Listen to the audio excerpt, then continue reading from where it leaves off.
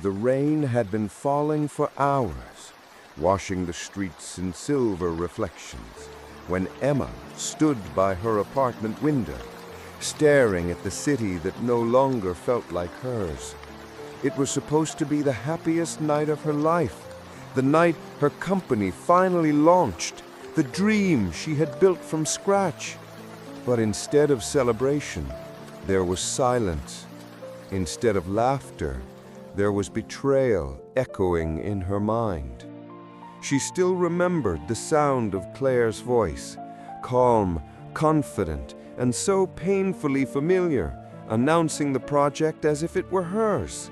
The same words Emma had spent months perfecting were now coming from her best friend's lips, broadcast live across social media. And with every second of that video, Emma could feel something inside her breaking. Claire had been her other half since college, the friend who finished her sentences, shared her secrets, and stood by her through every storm. They had dreamed together, worked late nights together, and promised each other success would never come between them. But it did. The betrayal hadn't come all at once. It started quietly, with little things that didn't make sense at the time. Missed calls, forgotten promises, that distant look in Claire's eyes when Emma talked about her progress. She thought it was stress, maybe jealousy, but she trusted her anyway, because that's what best friends do. Emma was the kind of person who believed in loyalty. Claire was the kind of person who knew how to use that against her. Now, as lightning flashed across the skyline, Emma replayed every sign she had ignored. The late-night messages she wasn't meant to see, the small changes in their shared documents, the subtle shifts in conversations when Claire started saying we instead of you. It wasn't until the day of the launch that Emma realized the truth. Her best friend hadn't just stolen her idea, she had stolen her identity, her work, her place in the world, everything Emma had fought for. And the cruelest part? Claire smiled while doing it. 2 years earlier, they were inseparable. Emma and Claire had met in their sophomore year at university. Two ambitious women studying business, sharing dreams of creating something meaningful. They bonded over sleepless study nights and endless coffee refills. Emma admired Claire's confidence. Claire envied Emma's creativity. Together, they built an idea, a small project that would later become the foundation of Emma's startup. It was supposed to be their dream at first, but as graduation neared, Claire's priorities changed. She was offered a job at a big marketing firm, and Emma encouraged her to take it. "I'll keep the project alive," Emma had said, smiling, believing every word she spoke. For a while, they stayed close. Claire checked in often, asked about progress, even offered help when Emma struggled. She said she believed in Emma's vision, a sustainable fashion platform that connected local designers to global buyers. It was bold, idealistic, and everything Emma had worked for. But somewhere between the encouragement and the curiosity, Claire started taking notes. The first sign came a year later, when Emma noticed a familiar pitch floating around social media, a startup launch from Claire's new company. The branding looked different. The name was new, but the concept, it was hers. The same idea, the same mission statement, even the color palette she had spent months choosing. At first, Emma thought it was coincidence. Then she saw her own words copied word for word in a press release. She froze. It felt like her breath had been ripped away. Emma confronted Claire, her voice shaking, heart racing, still hoping there was some mistake. "Why does your project look exactly like mine?" Claire's response was smooth, rehearsed, emotionless. "Emma, ideas evolve. You weren't moving fast enough. I just made it real." Those words cut deeper than Emma expected. Made it real, as if Emma's years of work had meant nothing. The betrayal spread like poison. Clients Emma had spent months courting began ignoring her calls. Partners withdrew funding, saying they had found a better opportunity. Claire had not only taken her concept, she had taken her entire network. Now, staring at the reflection in the rain-streaked window, Emma whispered to herself, "How did I not see it?" But deep down, she knew she had. She just didn't want to believe her best friend was capable of such cruelty. Her phone buzzed, a message from an unknown number. "You can't win this, Emma. Walk away before you embarrass yourself." No name, no signature, but she didn't need one. She knew exactly who had sent it. And in that moment, with tears burning her eyes and thunder rolling in the distance, Emma made a silent promise. She wouldn't walk away. Not this time. Before betrayal ever had a name, there was laughter. And for Emma and Claire, that laughter had filled every corner of their small college dorm like sunlight. They met on the second day of sophomore year, not by chance, but by chaos. Claire had spilled a coffee all over Emma's laptop in the crowded campus cafe, sending panic through the air and a river of caramel foam across the table. Emma froze, mouth open, while Claire apologized at least 20 times in 30 seconds. "I swear I'll fix it. I'll buy you a new one if I have to," Claire said, dabbing frantically with napkins. Emma tried to be angry, but something about Claire's energy made it impossible. She was tall, confident, effortlessly charming, the kind of person who made everyone feel like her best friend within minutes. "It's okay," Emma finally said, laughing. "I needed an excuse to stop working anyway." And that was it. A friendship was born over spilled coffee and shared embarrassment. From that day on, they were inseparable. They studied together, ate together, planned their futures together. Claire had the kind of ambition that burned. She wanted to own her own company by 30, make her name known, change industries. Emma, on the other hand, dreamed of creating something that mattered, something honest, sustainable, something that helped people. "You're the heart," Claire used to say, "and I'm the fire.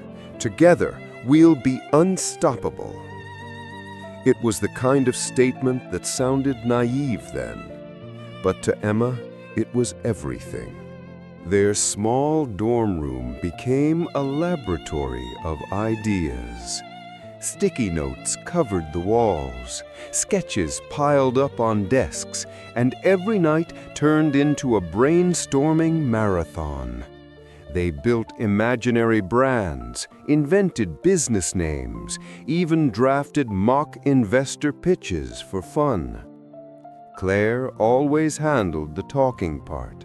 She had a voice made for persuasion. Emma handled the visuals and the planning. She had an eye for what people wanted before they even said it. Together, they were electric. Professors noticed. Classmates envied them. When the university announced a startup competition for young entrepreneurs, everyone knew Emma and Claire would join. Their concept was simple but powerful. An online platform connecting local fashion designers with customers worldwide. Sustainable, fair, personal.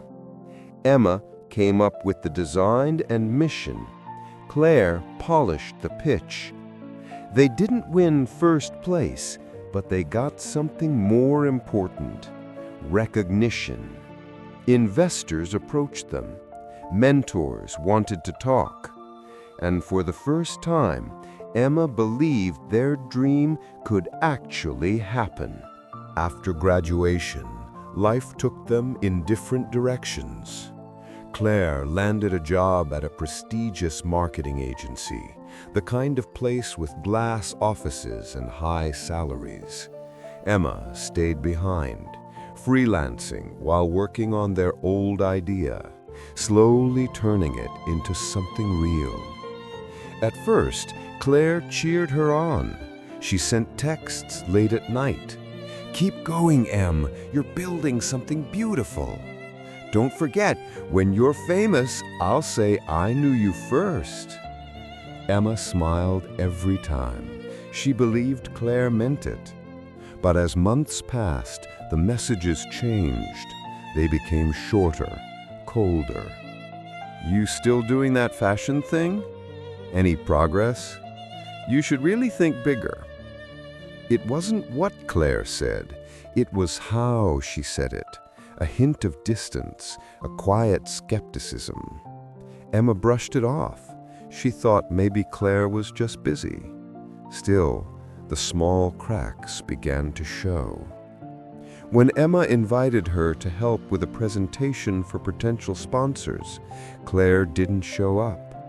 When Emma shared updates about her website, Claire barely reacted.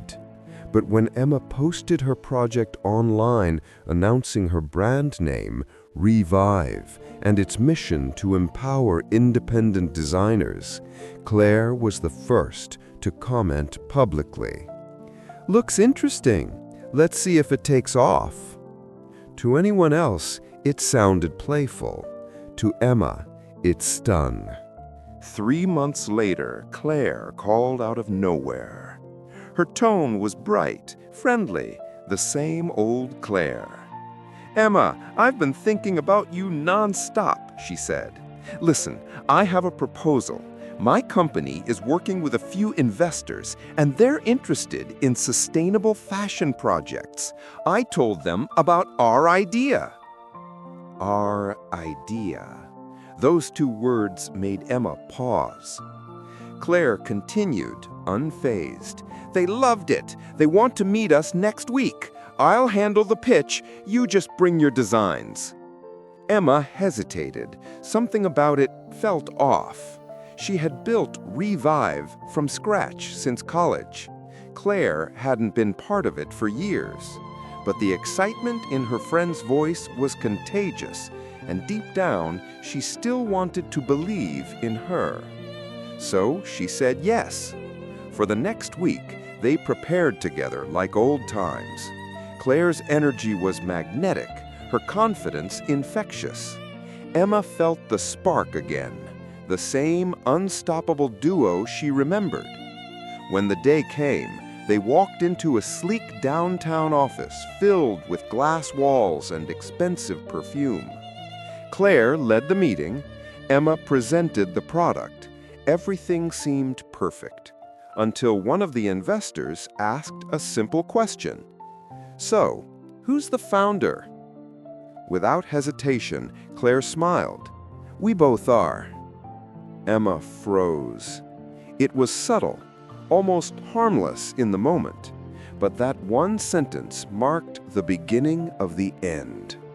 Over the next few weeks, things started shifting.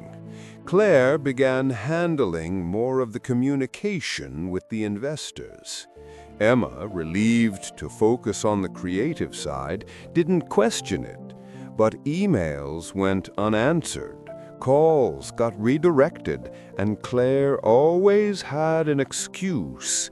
"They just want updates from me directly," she'd say. "It's faster this way." Emma trusted her. She always had. But then one night, while reviewing shared files for an upcoming presentation, Emma noticed something strange. A folder that used to be labeled Revive Original Designs had been renamed Project Vivid. The document author? Claire Thompson. Her stomach dropped. She opened the pitch deck, and there it was.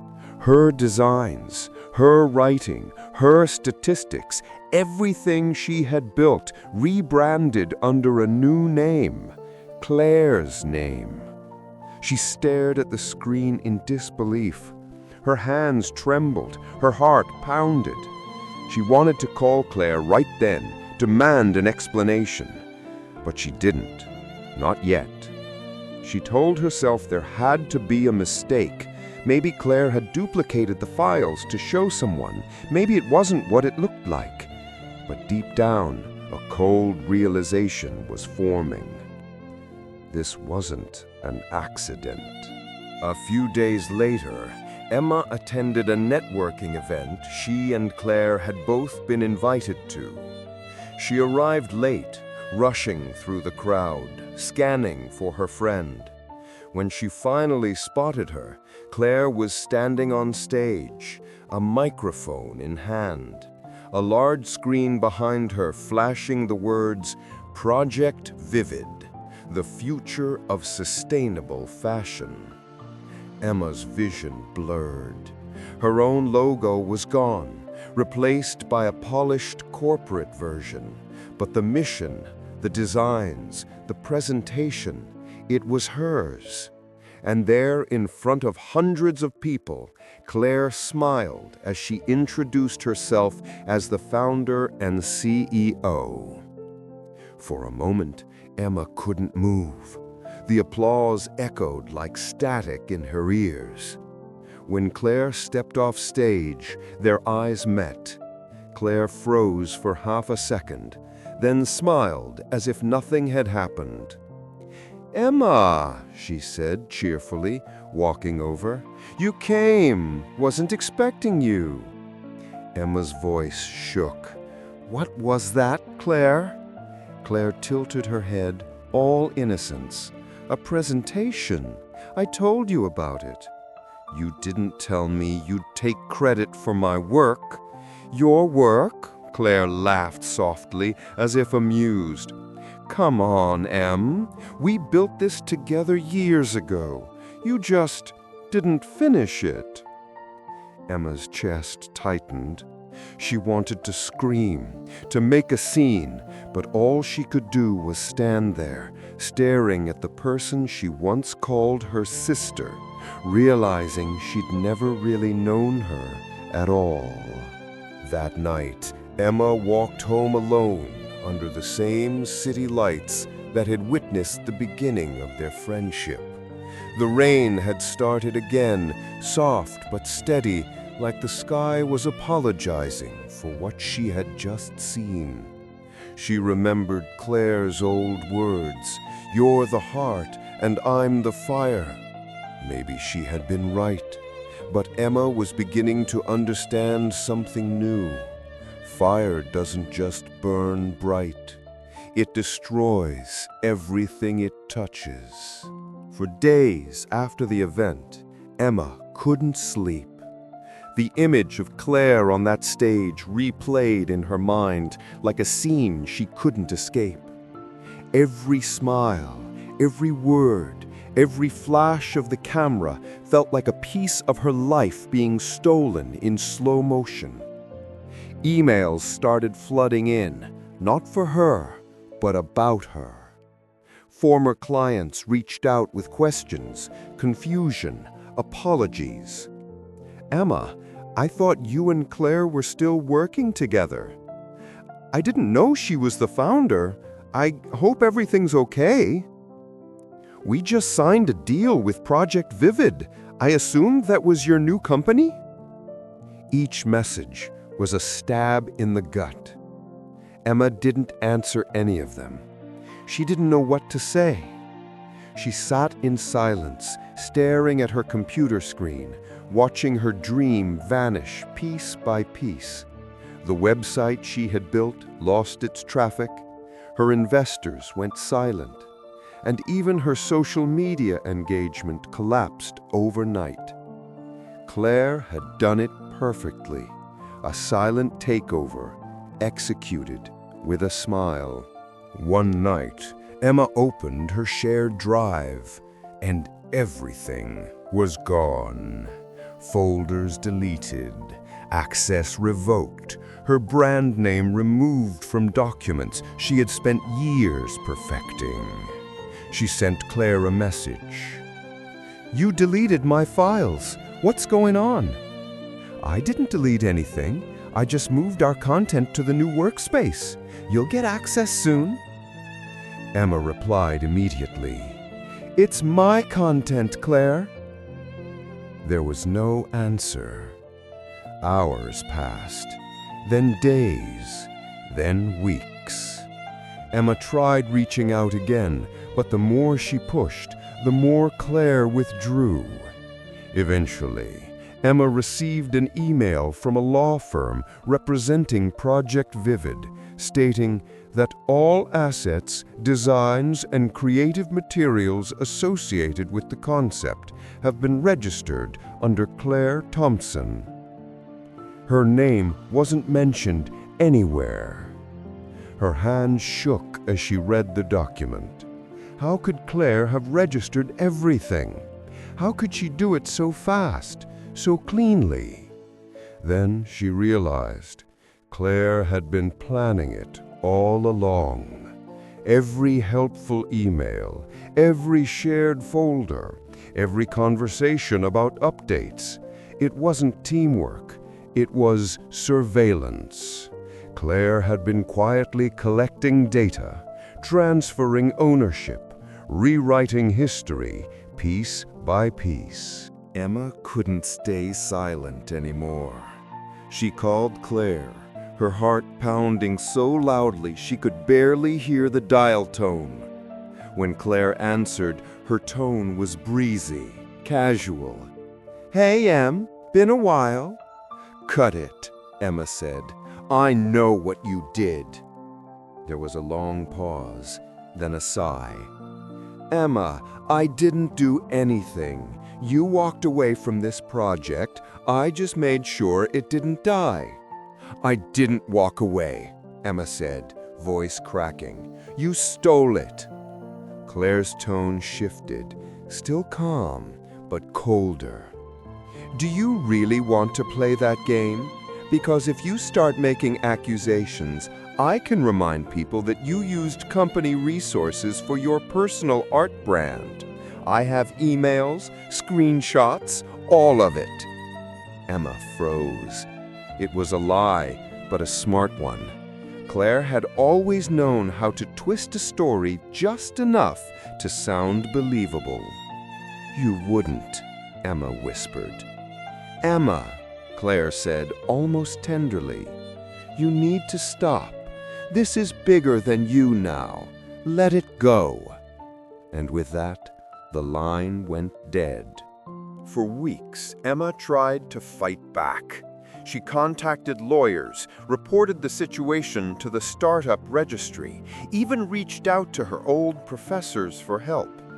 But Claire had already secured legal ownership. Every design, every concept, every brand document, all filed under her name months before the launch. The betrayal wasn't spontaneous, it was methodical. And worse, Claire had started spreading rumors, quiet, subtle ones, that grew fast in the industry. She said Emma had abandoned the project, that she was unstable, unreliable, impossible to work with. People believed her, because Claire had charm, power, and now credibility. Emma's phone stopped ringing. Emails went unanswered. Her reputation faded overnight. It was like she had never existed.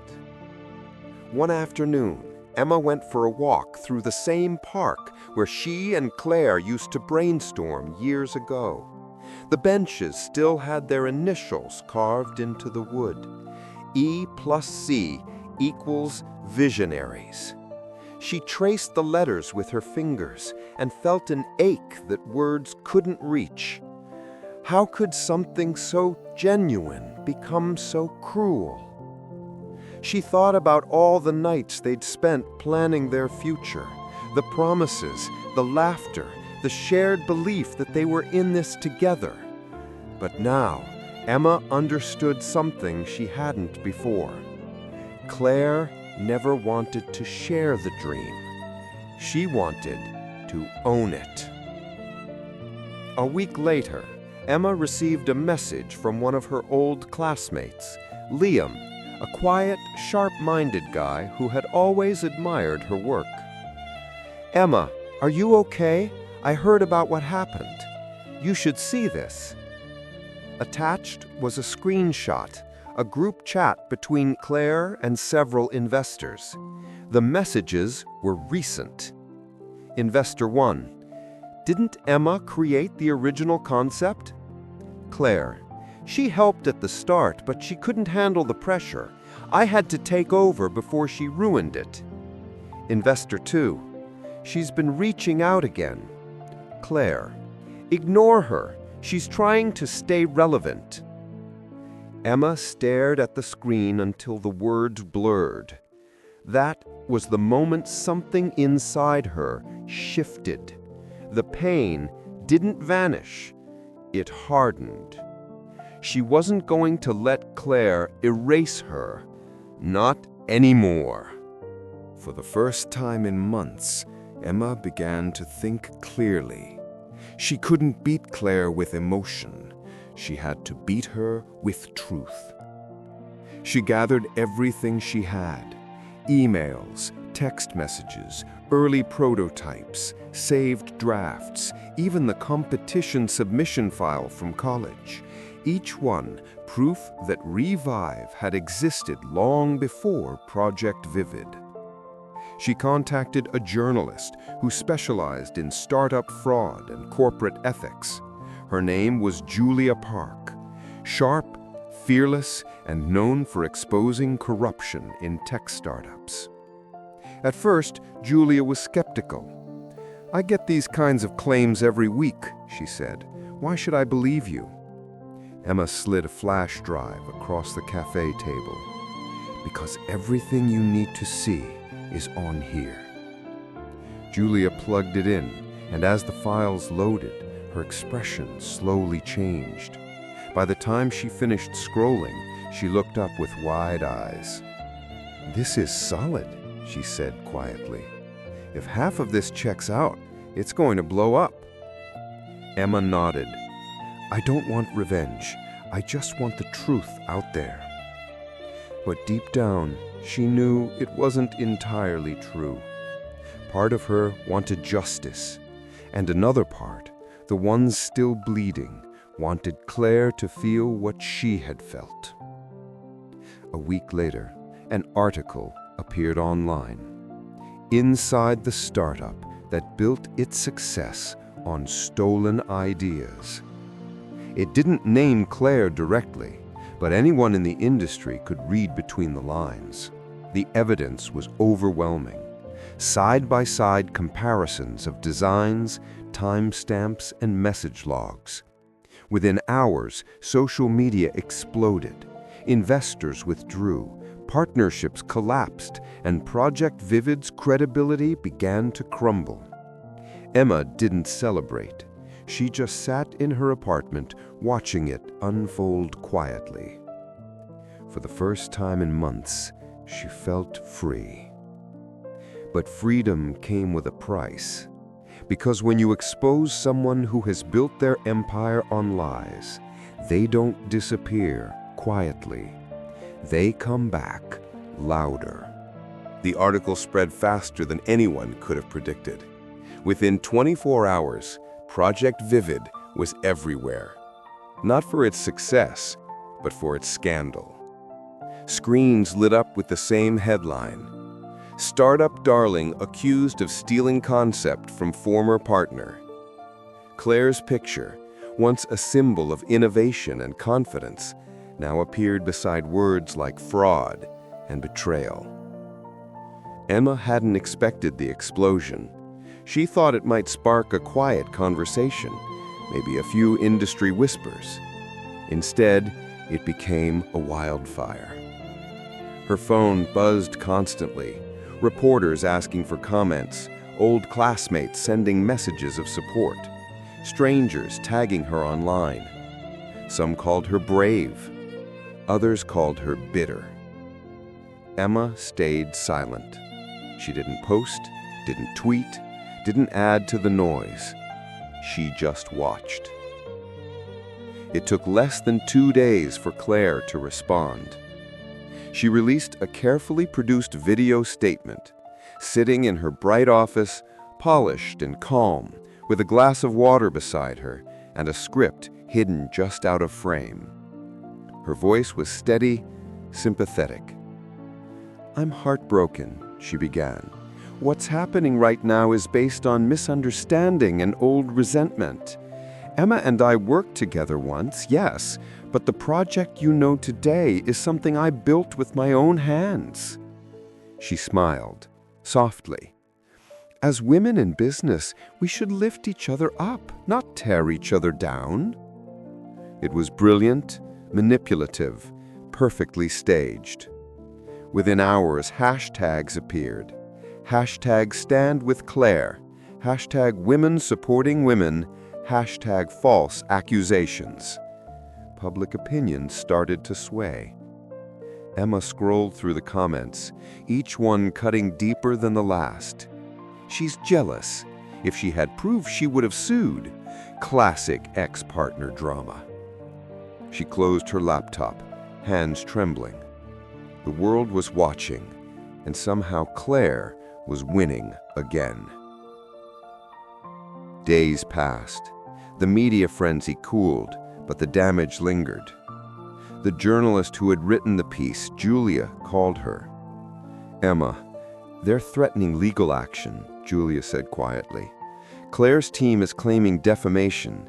I can protect your identity, but they want to make an example out of this." Emma sat on the edge of her bed, staring at the floor. "I just wanted people to know the truth." "They do," Julia said, "but the truth doesn't always matter as much as the story people want to believe." When the call ended, the room felt colder. Emma's savings were running out. Her freelance work had dried up. Investors avoided her name like it was cursed. Even some of her old friends had pulled away, not because they didn't believe her, but because they didn't want to pick a side. She was alone again. Then, one evening, an email appeared in her inbox. Subject line, "You don't know me, but I believe you." It was from a woman named Rachel Liu, a former Project Vivid employee. "I used to work for Claire. She wasn't who people think she is. She made me sign NDAs, silence complaints, took credit for my work, too. I left because I couldn't stand the lies anymore. I have evidence, files, contracts, voice memos, but I'm scared. She ruins anyone who crosses her. Still, if you're ready to fight, I'll help you." Emma reread the message 3 times, heart pounding. For the first time in months, she felt something new. Hope. They met at a quiet cafe near the edge of town, the kind of place where no one asked questions and everyone minded their own business. Rachel was younger than Emma expected, mid-20s, nervous but determined. She kept looking over her shoulder as she spoke. "Claire isn't just ambitious, she's ruthless. She made us rewrite reports, manipulate data, erase credits. Everything was about her image." She slid a flash drive across the table. "This has everything. If you want to prove what she did, this is your chance." Emma hesitated before taking it. "Why help me?" Rachel looked her straight in the eyes, because I watched her destroy people and get away with it. I can't do it anymore." That night, Emma went home and opened the files. What she saw left her speechless. Email chains, signed contracts, internal documents, all showing how Claire had taken over the project, falsified records, even forged Emma's digital signature on some forms. It was undeniable. Emma met again with Julia, the journalist, showing her the evidence. Julia leaned back, exhaling slowly. "This is massive, but if we publish this, it won't just end her career, it'll start a legal war." "I don't care," Emma said. "She destroyed my life. She made me feel invisible." Julia studied her face, then nodded. "Okay, but this time we do it right." Together they spent days verifying every document, confirming timestamps, cross-checking emails. Julia contacted legal experts, while Emma reached out to former classmates who could testify about Revive's origins. Bit by bit, the truth began to solidify into something that could no longer be ignored. 2 weeks later, the follow-up article dropped. New evidence suggests Claire Thompson falsified records in startup ownership dispute. This time, it included everything: screenshots, signed NDAs, and verified documents showing Claire's deceit. The reaction was immediate and brutal. Investors withdrew again, this time permanently. Major publications retracted their earlier praise, and the once glowing image of Claire Thompson started to collapse in real time. Her apology video came 3 days later. No makeup, dim lighting, shaky voice. "I made mistakes," she said softly. "I got caught up in pressure. I never meant to hurt anyone." It was too late. The internet, which once became her ally, turned on her. People unearthed old clips, contradictory interviews, stories from ex-employees. Claire had fallen. When Julia called to tell her the story had gone viral again, Emma was sitting on her balcony watching the sunset. "You did it," Julia said. "You won." Emma smiled faintly. No one really wins in something like this. But inside, she felt lighter. The weight she had carried for years, the guilt, the silence, the doubt, was finally lifting.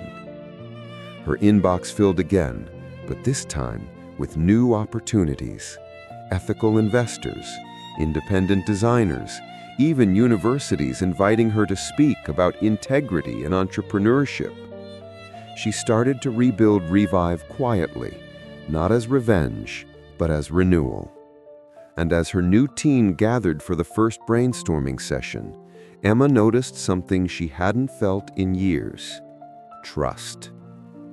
Real, fragile, but genuine. Months passed. Life slowly found rhythm again, but closure came unexpectedly. One afternoon, as Emma left a small design conference, she heard a familiar voice behind her. "Emma!" She turned.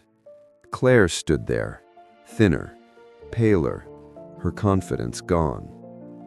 For a long moment, neither spoke. The air between them was thick with everything left unsaid. Claire broke the silence. "You won." Emma shook her head. "No, Claire, the truth did." Claire looked down, eyes glistening. "I didn't mean for it to go that far. I just wanted to be someone." "You could have been," Emma said quietly, "but not this way." Claire nodded, tears in her eyes, then turned away and walked. And for the first time, Emma didn't feel anger. She felt peace. That night, Emma opened her old laptop, the same one from college, still scratched from that first spilled coffee. She smiled, remembering how it all began. She wrote a note to herself. "Trust is a gift. Not everyone deserves it, but never let betrayal turn you into someone you're not." Outside, the city lights shimmered, and as she closed her laptop, a quiet smile crossed her face. Her life had been stolen once, but now, finally, she had taken it back. The city never really slept, but on that late autumn night, it felt quieter than usual. The wind carried the faint hum of traffic, the kind that sounds like whispers if you listen too long. Emma stood by her window again, the same window where, months ago, she had watched everything fall apart. But this time, it was different. Her apartment, once cluttered with unpaid bills and unanswered questions, was now alive again. Sketches on the walls, a whiteboard full of new ideas, and a team she trusted working with her every day. Revive was back. Not the same as before, smaller, humbler, but real. She smiled faintly at the irony. All the pain, all the chaos had stripped away everything fake. What was left was something pure, and hers alone. 6 months had passed since the scandal. Claire's empire was gone.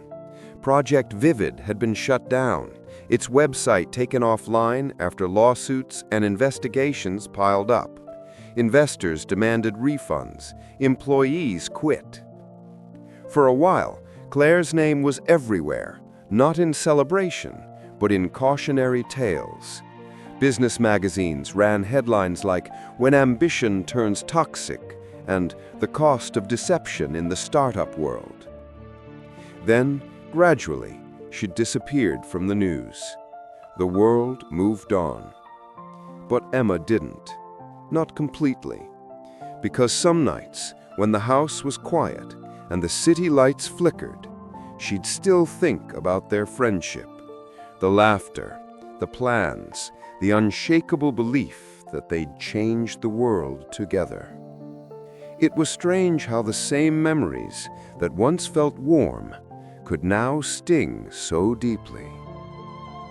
One morning, as Emma went through her usual routine, coffee, emails, meetings, she noticed an envelope in her mailbox.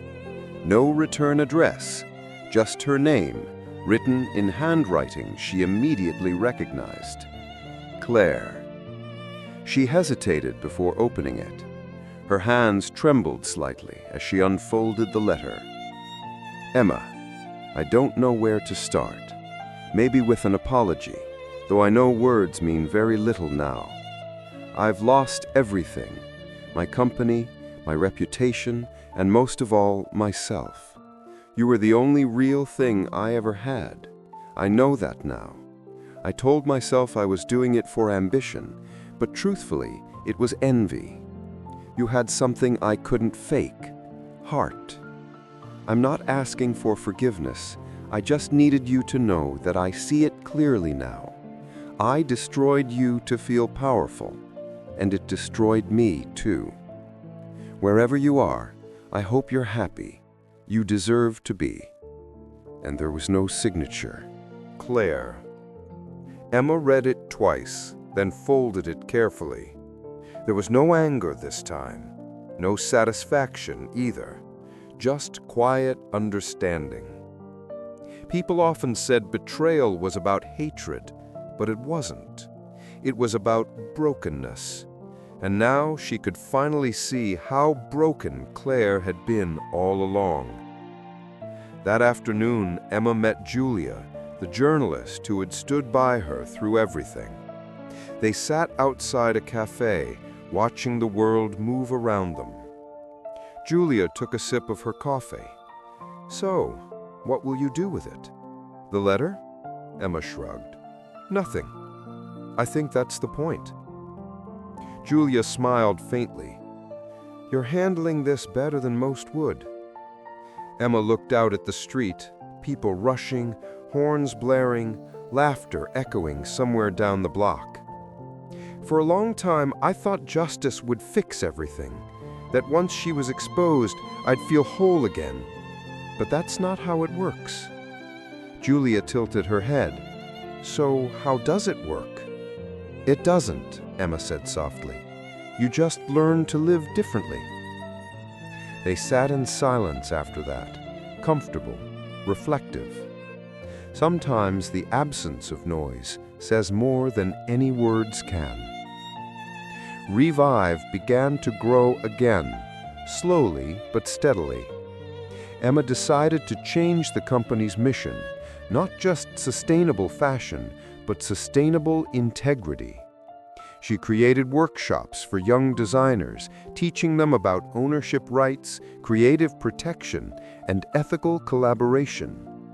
Every week, she'd stand before small groups of students and tell her story, not as a tale of revenge, but as a warning. She didn't use names. She didn't need to. Her words carried weight because they were real. And soon, Revive wasn't just a brand anymore. It was a movement, a symbol that you could rebuild even after being broken. Far across town, Claire lived a very different life. She had moved out of her luxury apartment and into a smaller place near the edge of the city.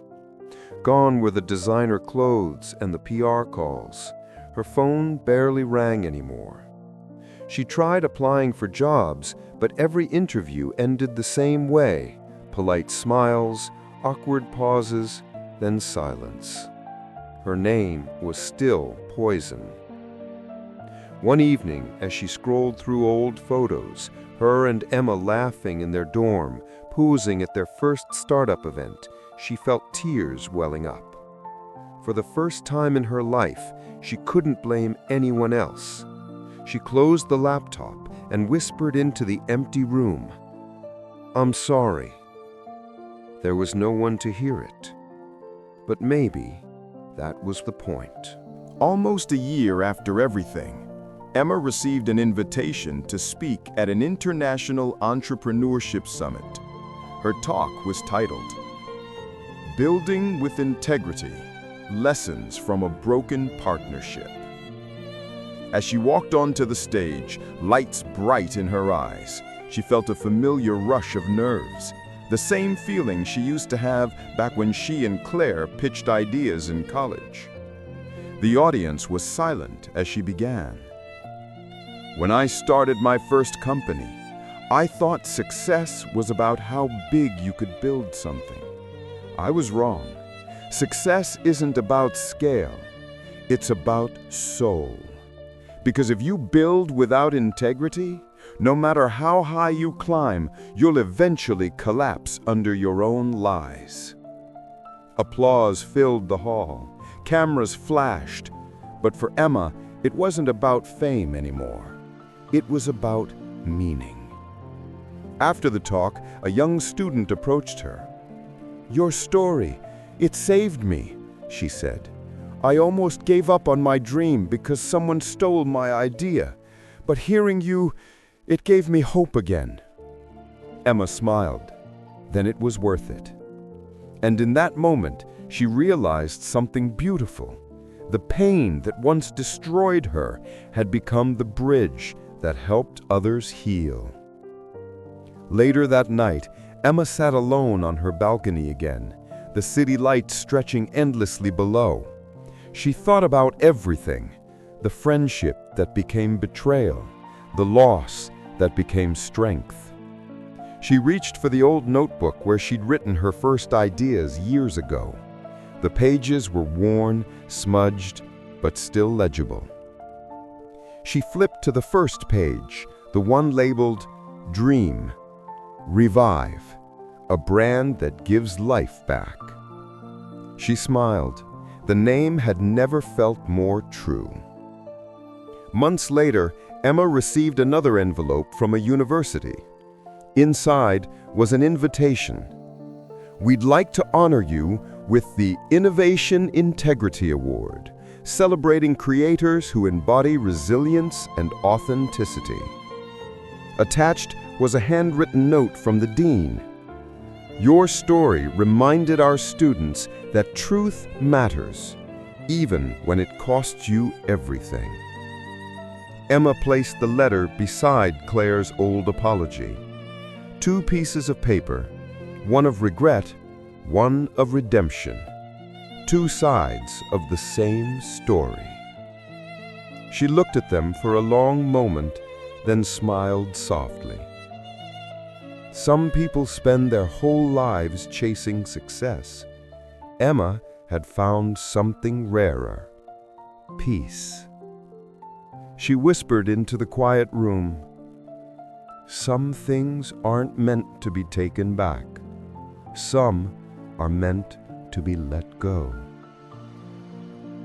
Outside, dawn began to break, golden light spilling through her window, washing away the shadows of the past. And for the first time in years, Emma didn't just feel like she had survived. She felt alive. The sun was sinking low, painting the sky in soft hues of rose and gold. Emma sat by the window of her new office, not the one filled with glass walls and sharp ambition, but a smaller, warmer space tucked above a quiet street. The shelves were lined with sketches from young designers, framed letters from grateful students, and one single photo of her and Claire, taken in college before everything changed. She stared at that picture for a long while.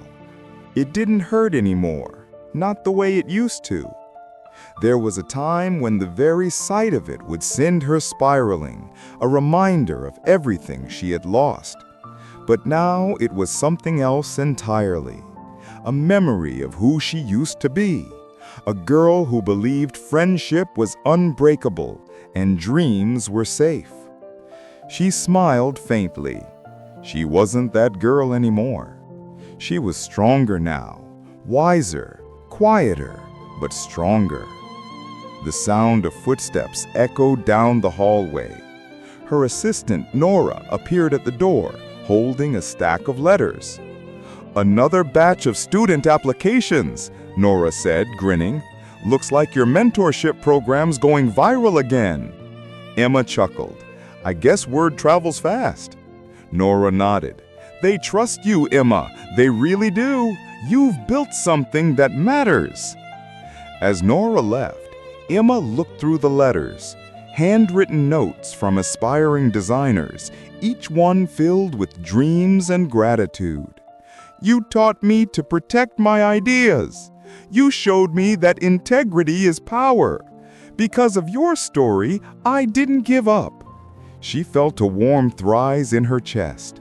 Maybe this was what real success looked like. Not fame, not money, but impact. A quiet ripple spreading outward, touching lives she would never even meet.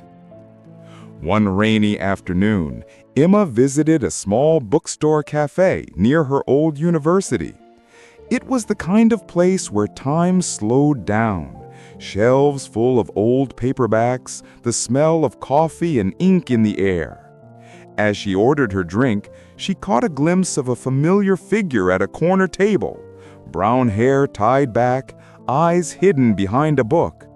Her heart stopped for a moment. Claire. She hadn't seen her in over a year. For a split second, she considered walking away, pretending she hadn't noticed, but something inside her said no. She walked over slowly. Claire looked up, startled. Her face was thinner, older somehow, but her eyes still held that same spark, though now it flickered with something softer. "Emma, I didn't think I'd ever see you again," she breathed. Emma hesitated, then smiled, small but genuine. "Life's strange that way."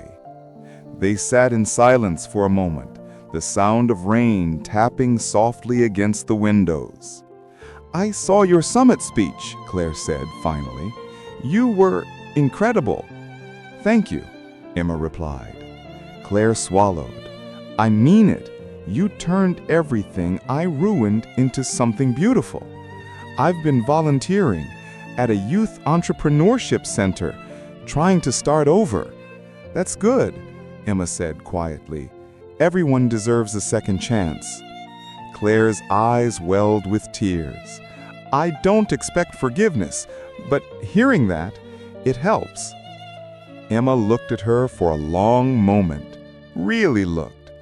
The woman sitting across from her wasn't the same person who had betrayed her years ago. She was smaller somehow, not in stature, but in ego, human again. "I forgave you a long time ago," Emma said softly. "I just didn't know it now." Claire's breath caught. For the first time, her tears weren't born of guilt, but release. They sat there quietly for a few more minutes, two women who had once destroyed each other, now sharing the fragile peace of understanding. When Emma finally stood to leave, Claire whispered, "Thank you." Emma smiled gently. "Take care of yourself, Claire." And then she walked out, into the rain, into her new life. That evening, Emma returned home and opened her old box of memories. Photographs, notes, scribbles from late-night brainstorming sessions, and one final letter, Claire's apology. She read it one last time, then placed it in the box and sealed it shut. Not out of bitterness, but closure. It was time to move forward, for real this time. She carried the box to the balcony and watched as the city lights shimmered below. She didn't burn it or throw it away. She simply placed it on a shelf, tucked neatly behind her plants. A chapter of her story, acknowledged but no longer defining her. The wind brushed against her hair, carrying the faint scent of rain and jasmine. For the first time in years, she felt weightless. Weeks later, Emma found herself back at her old university, invited to speak to graduating students. The auditorium was filled with eager faces, notebooks in hand. She stood at the podium, took a deep breath, and began. "When I was your age, I believed that success came from hard work alone. I thought that if you gave your all, the world would reward you. But what I've learned is this: life doesn't just test your skill, it tests your heart. Sometimes the people you trust most will betray you. Sometimes you'll lose everything. But those moments don't define you. What defines you is how you rise after the fall." The audience was silent, captivated. Emma's voice softened. "The truth is, we all make mistakes. Some of us break others. Some of us get broken. But healing doesn't come from revenge. It comes from understanding and from choosing to move forward anyway." A single tear rolled down her cheek, but she didn't hide it. It wasn't weakness anymore. It was proof that she had lived through something real. The crowd erupted in applause. Dozens of students stood up, cheering, clapping, inspired. And as Emma stepped off the stage, she caught a glimpse of someone near the exit, Claire, standing quietly, smiling through tears. Emma smiled back. No words needed. They had both come full circle. That night, Emma returned home and sat at her desk, writing in her journal something she hadn't done in years. "Dear future me, if you're ever afraid again, remember this: you survived the storm. You turned pain into purpose. You lost everything and found yourself. That's what matters. And if you ever meet someone like Claire again, don't close your heart. Just keep your eyes open." She closed the notebook, exhaled deeply, and smiled. Outside, dawn began to break once more. The same golden light that had greeted her the morning she decided to fight back. But this time, it didn't feel like a battle. It felt like peace. Emma stood by the window, the city awakening beneath her, and whispered to herself, She stole my life once, but in losing it, I found a better one.